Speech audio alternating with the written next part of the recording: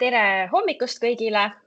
Kell ongi 10 saanud ja saame alustada oma aprillikuise kohvihommikuga. Täna räägime sellest, kuidas on võimalik samm-sammult oma talu maakasutust kestlikumaks muuta. Meile jagab enda kogemust maaomanik ja Eesti Maaülikooli nooremteadur Kaarel Pent, kes puutub igapäevaselt kokku nii maakasutuse praktilise kui ka teadusliku poolega. Oma ettekandes räägibki Kaarel meile sellest, kuidas kestlik maakasutus tema talus paljude väikeste otsuste kaudu kujunenud on.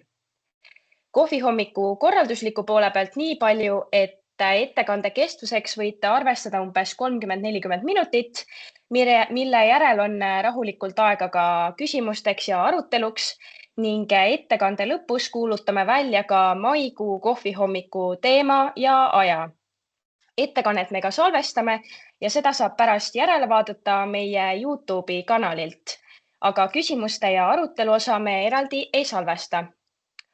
Aga minu poolt ongi siinkohal kõik ja soovin kõigile põnevat kuulamist ja ise lõpetan jagamise ja Kaarel, annangi sõnajärje üle sulle. Tere kõigile ja aitäh selle võimaluse eest jagada oma kogemust või sellist vaadet sellisele talu kujunemisele või ka koostööle teaduspoolega. Ma võib-olla ei ole kõige sellisem klassikalisem põllumees, kes kogu selle leiva ja leivapealse ka põllumajandusest saab, et nagu sai öeldud ka, siis ma olen Maaülikoolis nooremteadur ja doktorant ja natukene koolitusi teen ka. Aga võib-olla see vorsti pool siis võiks tulla minule sinna leiva peale siit põllumajandusest. Ja ma alustan sellest, et kes ma siis veel olen, et jah, ma olen Maaülikoolis töötan, olen siis põllumees või ettevõtja, aga see on pigem, ma olen öelnud alati, et see oli pigem hobi ja eesmärk pole, kui ma põllumeestele midagi ülikoolis või koolituste käigus õpetan või räägin, et siis ma tahan natukene sellist praktilist poolt ka neile juurde anda, et nad võtaks mind kas rohkem tõsiseltvõetavamana või ütleme, mul oleks ka päris selline kombatav nägemus asjadest, mida ma tegelikult räägin. Ja ma olen ka suur tehnikahuviline, et olen olnud õpetajaga Räpina aianduskoolis ja seal sai palju huvitavaid projekte tehtud, et olgu see siis kas nutipeenar, mis oma olemuselt võib olla selline võrreldav 3D printeriga või farming simulaator mäng, mis me siis õpilastele õppesse integreerisime või siis sinna veel kolmandaks juurde selline nutikasvuhoone, mida me saime ka õpetada ja sellega siis meie aiandusvaldkonda natukene järgi aidata. Ja minu siin ideaal ongi see, et ma tahaks selle Eesti põllumehi või aiandussektorit või taimekasvatussektorit natukene järgi aidata. Kohati võib-olla on mul seda järeleaitamist endal ka vaja ja seda järeleaitamist siis oma talus proovida saan. Et nii palju siis minust, aga kuidas ma siia tasatallu jõudsin, kus siis tegelikult see Futurescape'i katsega minu põllul on. Tegelikult sinna ma jõudsin päris hiljuti. Alustasin ma ikkagi sellist põllumajandusteekonda oma vanemate talus Põlvamaal ja seal see fookus oli marjakasvatusel, oli see fookus kas siis maasikatel, kultuurmustikatel või siis näiteks kuumaasikatel, mis siin pildil on ka näha minu isa käes. Et kuumaasikad palju sellist furoori tekitanud mõni aeg tagasi, praegu nii atraktiivne see enam teemana ei ole, aga me oleme alati sellist natukene teistmoodi põllumajandust teinud või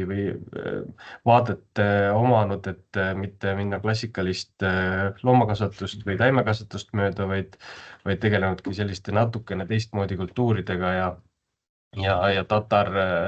koos oma tatra muud toodangutega, et olgu nad padjad koortest, toortang või jahu. Et kõik need on meil pigem olnud need artiklid, mida me oleme müünud. aga noh, minu roll seal Vanemate Talus oli ikkagi pigem naljaga öeldes sulane või traktorist, senikaua kui me jõudsin ülikooli ja põllumajandussaaduste tootmise ja turustamise eriala lõpetasin ja peale bakat siis oligi mõned sündmused, mis viisid selleni, et mul on võimalik kas siis toimetama hakata omapäi rohkem, aga ja suurematel pindadel, aga sellest veel jõuame rääkida, et ühesõnaga isa jälgedes ma natukene hakkasin minema, võib-olla ka välimuselt siis habeme kasvuga, aga sealt ma olen õnneks läinud mööda. Ühesõnaga ma jah, läksin seda põllumajandusteed mööda, jõudsin siis lõpuks Tasatallu. See Tasatalu oma olemuselt on minu isa kodu siis ja kus minu vanaisa oli see põhiline talu asutaja ja kes alustas selle tegevusega seal. Tema oli ametilt küll traktorist, aga see omakorda siis näitab seda, et see maaelu ei ole meie perekonnas olnud kunagi selline kauge asi, või juhtimisseisukoht, vaid väga praktiline tegevus ja sealt edasi siis võttis selle talu üle minu onu, kes pidas seal 2000 kuni 2017. aastani 100 mahe piimaveist. ja kui tema suri, siis oligi küsimus, et kuhu edasi, kes seda edasi kannab või kas üldse ja kas algab siis uus selline uus algus sellele talule või läheb see talu nii nagu paljud talud on äh, peale seda maade tagastamist läinud, et pakib oma asjad kokku. aga noh, mis pildid siin on veel, on see, et see tehnikahuvi ei ole olnud ainult minul, on olnud see kas siis minu vanaisal, minu isal, kes oli kohalikus koolis ka raadioamatöör ja sealt see tehnikahuvi ilmselt minule ka üle on kandunud. et ju siis on midagi veres. aga mille vahel siis otsustada tuli ja mis võimalused meil olid, oli see, et kas minna sellise 100-hektarilise ettevõttega edasi, kus 30 hektarit ligikaudu oli rendis, ülejäänud oli omandis. Sellest 100 hektarist valdav osa siis oli ikkagi rohumaad, noh, piimakarja kasutusele omane. aga noh, see piimakarja kasutamine tähendas ka seda, et tehnika oli ka puhtalt sellele üles ehitatud, pigem heinatehnika, mitte teravilja ja selline mullaharimistehnika. ja sealt noh, järgmine võimalus oleks olnud minna omandis oleva pinnaga edasi, mis see on 70 hektarit, aga noh, suurt vahet sealt ikkagi ei tule. ja mina ei oleks ka ilmselt seda ära hallanud, et lõpuks me noh, oleks võinud minna kas linna nii-öelda elu nautima, mis oli ka toona päris atraktiivne, või siis jääda sinna Põlistalu tuumiku juurde. et oligi küsimus, et kuhu ja mis koormusega ja kuidas edasi.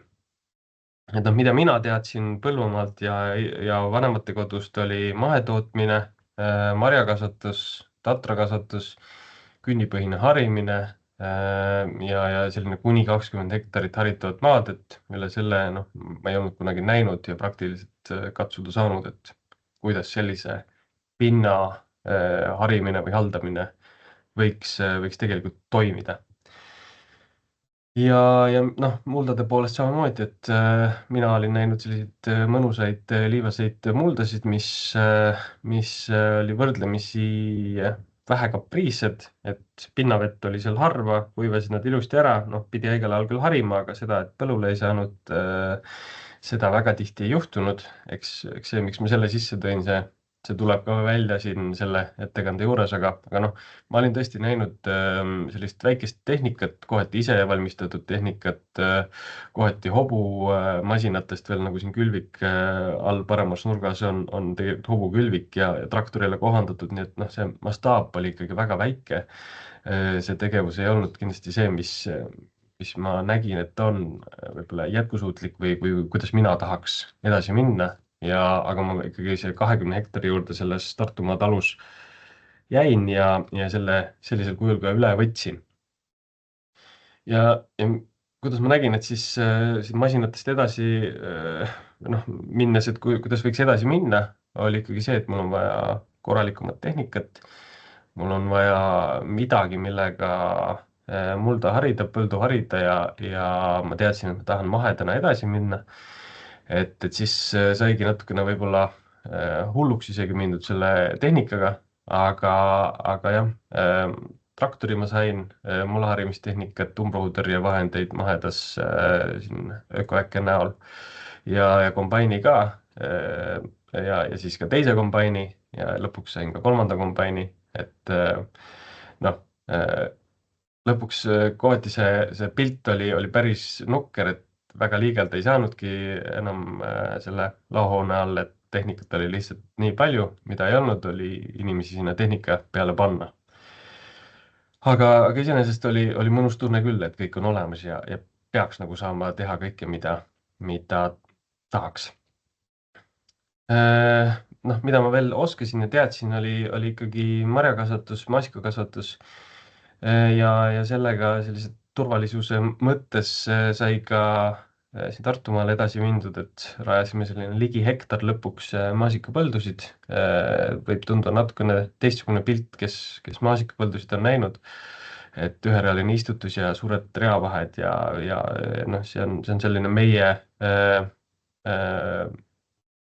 siis nägemus, et kuidas hoida põllud haiguste vabad või vähemalt lokaalselt, et see haigus ei leviks nii lihtsalt ühe taime pealt teise peale, siis selline reavahe aga noh, see on selline juba tehniline küsimus, et ühesõnaga maasikat hakkasime kasvatama, täitsa ilusti tuli välja, maa toetas seda ilusti ja niikaua kui maasikapõld üks võiks meil vastu pidada, selline 3, võib-olla 4 aastat, niikaua me saime ka sellega ilusti toime. Teine asi siis tatarakasvatus ka, hea tuttav tee ja võiks nagu olla selline rahakultuur, vähemalt kunagi oli selline rahakultuur, mina võrdleks isegi natukene rapsi ja rüpsiga, sest hinnad olid head siin mõni aeg tagasi, nii et sellise väikse pinna pealt sai päris hea paksu vorstiviilu nii mõnigi aasta endale leiva peale. Noh, ajad on muutunud, et tuleb otsuseid muuta ja see kultuur on meil külvikorras küll edasi, aga mitte sellise eesmärgiga või vähemalt võlts ettekujutusega, et me saame väga paksu vorstiviilu. Aga sealt edasi siis minu ambitsioon oli ikkagi koolis õpitud ka rakendada ja palju räägiti kooli ajal sellistest vahekultuuridest, hästi mitmekesisest külvikorrast. Valget sinepit saigi proovitud ja täitsa hea umbrohutõrje sellise survetõrje omadustega ta oli. Kahjuks 9 aastaks see sinna jäi, meie seda ei koristanud seemneks ja rohkem ei ole proovinud. Tahaks kõike muud ka proovida, kesaradist ja keerist pead ja muidugi kaer ja rukkis, mis ei ole küll vahekultuurid, noh, loetakse ka, aga mis ei ole nagu põhilised, need võiks ka olla külvikorras. Kui siin all vaadata minu nagu reaalset külvikorda, siis sellist klassikalist teravilja külvikorda mul ei ole, et mõni võiks öelda, et mul ongi ainult vahekultuurid seal, et on seal herned ja on seal ristik ja tatar aga noh, see võib-olla ongi taganud selle, et ma võiks selle mulla hoida päris heas seisukorras ja mul on võimalik siis võtta kasutusele täpselt siis see põld või maa ja saada sealt päris head saaki, kui ma näen, et mingisugune kultuur on ka majanduslikult mõistlik ja ma ei ole nagu seda maad, ma olen pikalt seda maad siis ette valmistanud selleks, heaks kultuuriks või põhikultuuriks. Sellised praktilised põhimõtted, millega meie oleme toimetanud selle külvikorra juures, on ikkagi see mahetootmine. Lämmastiku aluseks on liblikõielised, pH taha, mulla pH on siis selline, et on ikkagi vaja ka lupjamist ja natuke ka väetamist, aga no väetistega mahedas on nagu on, et väetamist me liiga palju ei ole nendele vahekultuuridele nii-öelda siis teinud. Talveks maad kunagi mustaks ei jäta, et see ütlus vist, et parem sügisene songermaa kui kevadine künt, noh, minu puhul ei ole kunagi see töötanud, et mina olen künnid jätnud alati kevadeks ja sellega siis ka praegu tegelikult toimetame, et traktor on põllus ja künnab. Noh, pikaajaline mõte ikkagi, see kestlikkus võiks igapäevastes töövõtetes ja mitte ainult sellistes paberi peal olevates põhimõtetes rakenduda, et vahekultuuridest räägitakse palju ja igasugustest taimekaitselistest põhimõtetest ka, et kuidas see integreeritud taimekaitse siis tegelikult rakendamist võiks leida. Noh, tuleb see mõni aasta paremini välja, mõni aasta kehvemini, aga selline ITK või integreeritud taimekaitse teema on kindlasti see, mida me katsume seal tasatalus ka elus hoida. Ja noh, see külvikord tõesti on pigem väheintensiivne ja paratamatult tähendab see seda ka siis, et kui me põllult väga palju ära ei vii saagiga, et tatart mõni aasta viime, mõni aasta on hinnad nii madalad, et ei tasugi koristada, siis rahakultuure väga palju ei ole. Mis võimalused mullastiku poole pealt seal tegelikult kasvatada oleks? Palju räägiti eelmisel aastal liigniiskusest ja kuivendussüsteemidest, siis nüüd on selles mõttes on hea meel näha, et kui on need kuivendussüsteemid rajatud, siis me need leiame ka kaardilt üles ja nüüd on teostusjoonised ka üleval, et kui muidu räägiti sellest, et meil ei ole võimalik neid kuivendussüsteemide otsasid leida, et kaardi peal on üks ja päriselus on hoopis teine, siis teile ka teadmiseks teistele, et nüüd on need teostusjoonised ka olemas kaardirakenduses meil ja samamoodi ka siis minu talu piirides valdav osa põllumaast on kuivendatud, süsteemid ei ole küll päris töökorras, aga väikeste investeeringutega on võimalik need töökorda viia, mis on väga positiivne, kuna maa on ülisavine ja mina harjunud jällegi oma liivaste muldadega ja see oli ka paras väljakutse minu jaoks. Mullastiku poolest veel päris kirju, päris palju muldasid, iseenesest päris viljakad ja head mullad, boniteedi poolest ei saa kurta, aga tõesti ühe põllu piirides selle 20 hektari kogu maa ulatuses samamoodi on neid muldasid ikka väga palju ja kui ühele põlluosale saab peale õigel ajal, siis teisele ei pruugi saada veel nädal aega, sest lihtsalt niivõrd niiske on. Nii et need väljakutsed on ja muldadest veel siis nii palju, et noh, meil mahedas on õnneks kohustus koguda mullaproove ja see annab hea ülevaate siis, mis ajas tegelikult muutub ka. Viimane oligi siin eelmise aasta lõpus tehtud mullaproovid ja kui tahta nüüd näha, et kas see tegevus, mis ma olen teinud seal talus, on nüüd vilja kandnud või teinud asja hullemaks, siis noh, mõni asi on võib-olla natukene halvemaks ka läinud, aga noh, valdavalt ikkagi numbrid näitavad kasvu ja ma tean, et fosforiga ma pean tegelema seal ja kaaliumi puhul ka mõne põlluga, aga iseenesest tundub, et kui põllult väga palju mitte ära viia saagiga, siis ei kao see viljakus ka vähemalt põhielementide poolest kiiresti, et pigem ta kasvab.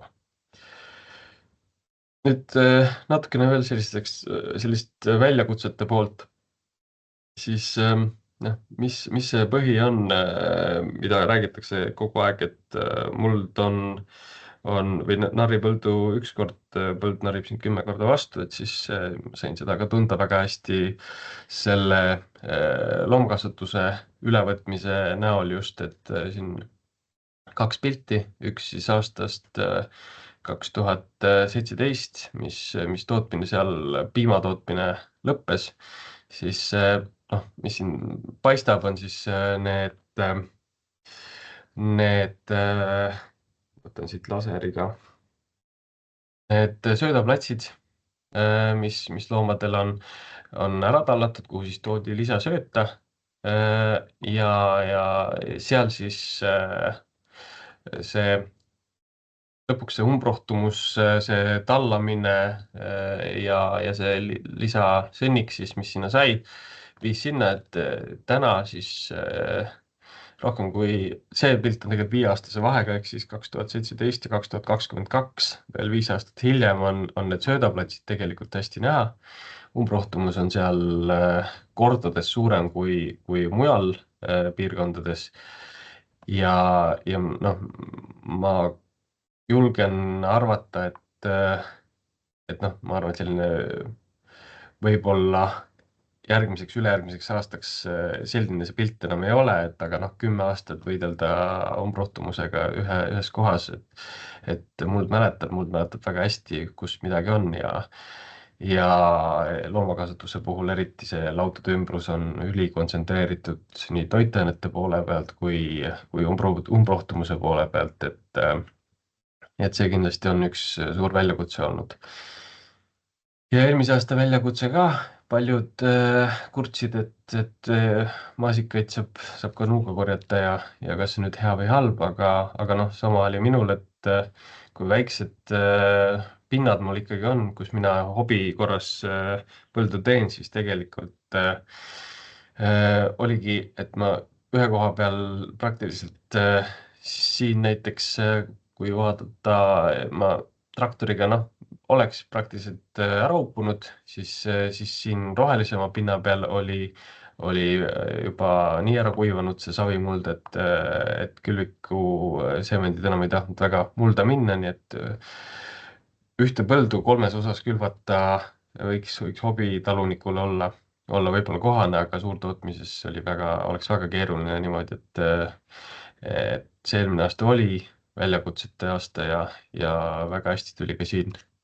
selle aerofoto peal see välja. Nii et mis siin võib-olla kaaluda ja otsustada, et vaadata üle need samad kuivendussüsteemid, kas need töötavad, kuidas neid parandada või rajada uusi, et seda riski siis maandada, et kui see investeering on 60-ndatel lõpus siin tehtud juba, siis on see taastamine või parandamine oluliselt odavam ja lihtsam ja mõistlikum. Väljakutseid veel, nagu igale põllumehele kohane, ka hobipõllumehel mõni külv jääb, mõni õhtu venib pikemaks, mõni külv jääb öösse. Mõni aasta, nagu ka tundub, et see aasta on tarvis võidelda hanedega, et haned ka suured sõbrad minu ettevõtte maadel ja see aasta nad veel kohal ei ole, aga naaber küll asub kohal, nii et oht on, et jõuavad ka minule. Ja lõpuks siis üks oht veel, mida kardetakse, on siis kontrollid, Põllumajandusameti kontrolli oodates siin pakkdokumente ootab, et ka see kuulub siis sellise põllumehe juurde, et aru anda ka teistele, mis on tehtud ja mis veel plaanis. Nii et väljakutseid jagub kindlasti. Aga kuidas neid väljakutseid vähendada, on ikkagi see, et kõike tööd ei pea ise tegema. Meil õnneks veel pakutakse teenust, eriti just koristamine, kuivatamine ja transporditööd, et see tehnika on juba kallim, suurem ja kõigil, noh, minu silmis kõigil ei pea seda olema endal. aga noh, eelmisel aastal minu tatar jäi koristamata, üle-eelmine aasta ka, sellepärast et kombainer ei tulnud lihtsalt, otsustas, et liiga niiske on ja järgmine päev juba, kui oleks võinud kuivem olla, siis oli lumi maas, nii et on ka selliseid olukordasid. Et ühest küljest võiks see tehnika olla, aga seal tuleb jällegi kalkuleerida, et kas ja mis mahus ja võib-olla siis kombineerida kohalike talunikega kui ainult teenusepakkujatega. Mina olen ka siis koristamist, kuivatamist, transporti ja tegelikult ka hooldusniitmist. See aasta võtsin ka künniteenuse, et kõike ei pea ise tegema ja lihtsam on seda vastutust natuke hajutada. Ja ajaliselt ka mõistlikum. Et osa ise, osa teenusega ja nii võiks ka väiksemad hobitalunikud hakkama saada. Mis veel on oluline siia ettekande lõpupoole juba on see kogukonna teema, et siin minu naaber on kuusekasvataja, kellele ka siin mõni aasta tagasi pidi appi minema, et kuuski suure lumega istandusest välja vedama, et see omakorda tähendab seda, et me võtame vastutuse oma kogukonna ja selle heaolu eest ka, et kui kellelgi tõesti on mingisugune probleem, siis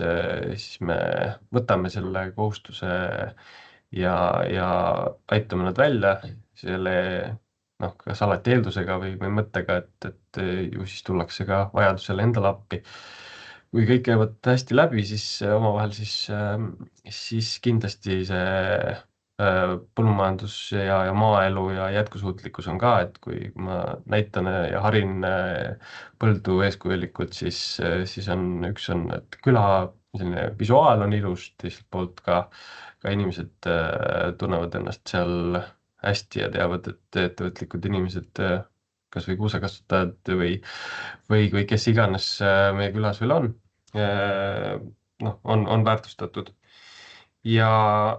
meie küla üldiselt on üldse hea, et meil on seal ämmaemand olemas, meil on kirurg olemas, meil on kuusekasvataja olemas, et praktiliselt kõik sellised elutähtsad valdkonnad saab kaetud. Ma ei tea, kas kuusekasvatus on see elutähtis, aga okei. Ja see teaduse poole koostöö, eks ma olen võib-olla natukene vale inimene seda päris kommenteerima, sest ma igapäevaselt olen ikkagi rohkem teadlane. Aga ma neid asju, mida ma teadlasena uurin või ka õpetajana õpetan, katsun rakendada ikkagi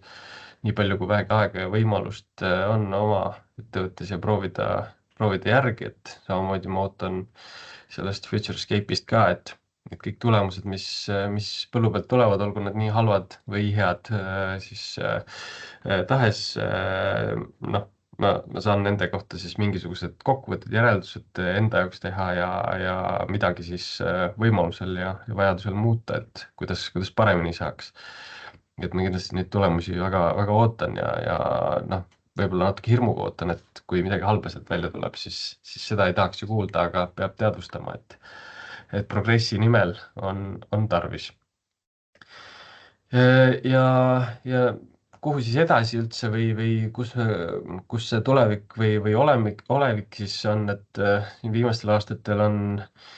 viimasel aastal tegelikult on palju arendusi tehtud, et sellest tatrast ja maasikast on loobutud täielikult,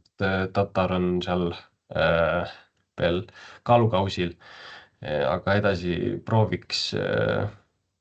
riskantsemate asjadega siis, mis köögiviljanduse poolt puudutab, et on siin kasvuhoone soetatud, mis võiks olla võimalikult automaatne, et ise mitte sellel alati kohal olla, kuigi jah, see näpud mullas töö ja traktorirooli keeramine on minu jaoks ka meditatsiooni osa, siis alati ei ole selle jaoks aega, et siis kas või kasvuhoone pool ja selline töökoormuse jaotus on minu huvi ikkagi võimalikult automatiseerida ja tehnoloogiaga lahendada, et siis see kasvuhoone, mis sai püsti, on ka automaatse kastmissüsteemiga, altkastmislauad ainult ette kasvatamiseks siis just köögiviljade poole peal. Ja noh, hoiustamistingimusi sai parandatud siin konteineri näol, et enda seemet säilitada üle talve, et suuremaid koguseid mitte. Jah, ja küüslauksibul võiks olla selline praegune suund kapsas sinna juurde, et eks me saame näha, kuidas sellega läheb, aga kindlasti on uued suunad tulemas. Ja noh, võib-olla veel kaugemale siis tulevikku vaadata, et kui sai käidud messil siin vist juba 4 aastat tagasi, siis see robotite teema oli selline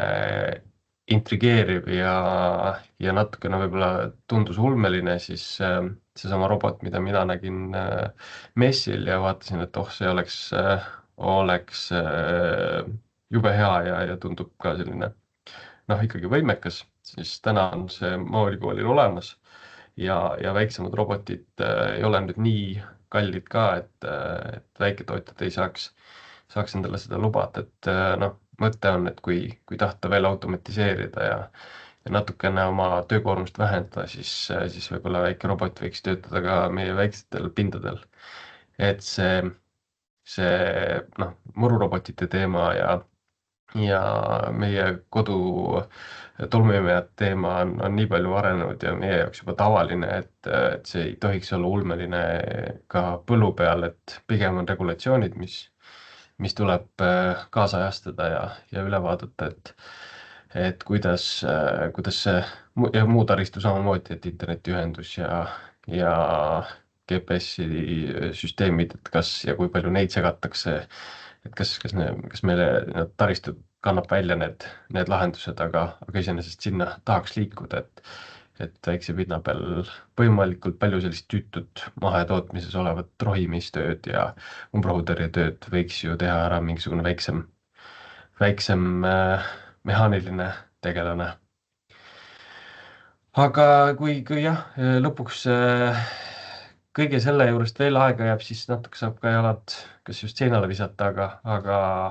korraks puhata ja tegelikult nautida seda keskkonda, mis on loodud ja mina leian, et inimesed peavad loodusesse ikkagi jõudma, natukene sellist maaelu kogema ja siis võib-olla mõni selline mure, mõte või perspektiiv või ka nukram süngem meeleolu kaob ära, et ma olen kindlasti seda meelt ja teraapia vormina minu arust töötab päris hästi. Et nüüd selline ametlik osa on minu poolt läbi ja ma tänan teid kuulamast. Aitäh, Kaarel, väga põnev kuulamine. Te võite juba mõelda küsimuste peale, aga jah, ma enne veel kiirelt teeksin siis reklaami meie järgmisele kohvihommikule. Järgmisena ootaksime teid siis meie kohvihommikule 12. mail ja seekord esineb meile siis Maastiku geoinformaatika töörühma liige ja Tartu Ülikooli andmeanalüütik Madli Linder. Madli räägib meile siis sellest, kuidas kasutada ökosüsteemide ja nende hüvede kaardikihte maakasutusotsuste toetamisel. Nii et selle võite endale juba siis kalendrisse kirja panna. Aga siis ma nüüd lõpetan ka salvestamise